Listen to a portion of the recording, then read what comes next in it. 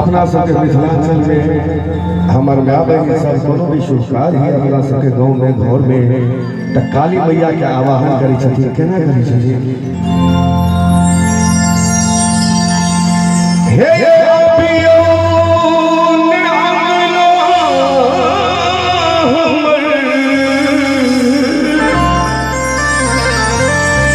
लाल सा पुरबियो है कने अभियो का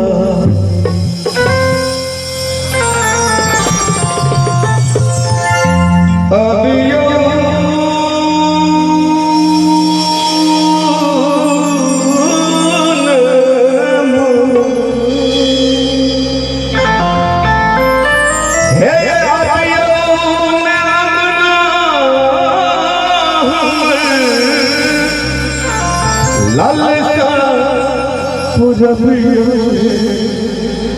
कने अभियो का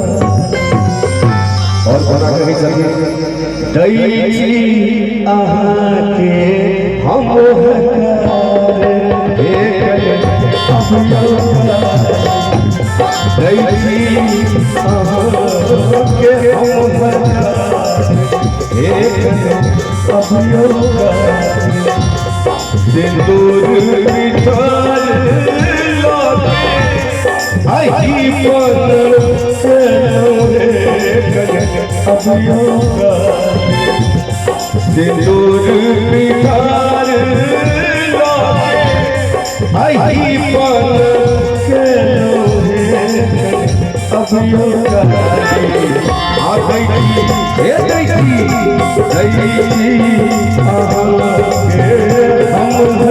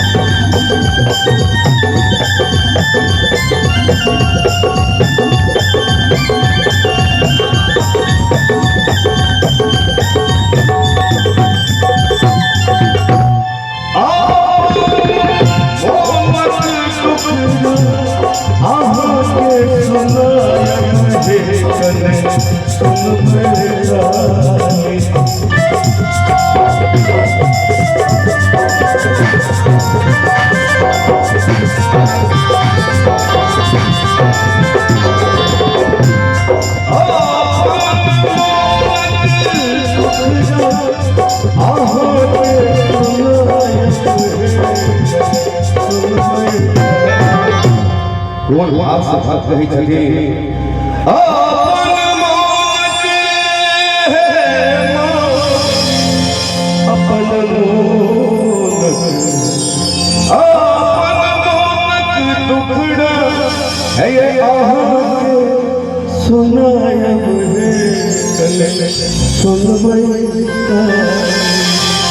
एक बेर चाह भगवती के नाम पर दोनों हाथ हाथ कर दियो हमार मां बहन से बैसल छथि भैया सब मर्दाना वाला जो सेवा चाहिए आगा से पीछा तक सब भगवती के ले ले दोनों हाथ हाथ कर दियो अपने सबका आशीर्वाद हमरा देते जी बाबा दियो क्या बात है हमार मां बहन सेवा आशीर्वाद दे फिर मस्ती के साथ थोपड़ी बजा के अपना भैया आओ सब दोनों हाथ हाथ बजा के थोपड़ी बजा के अपना आ दैची अदान अदान अदान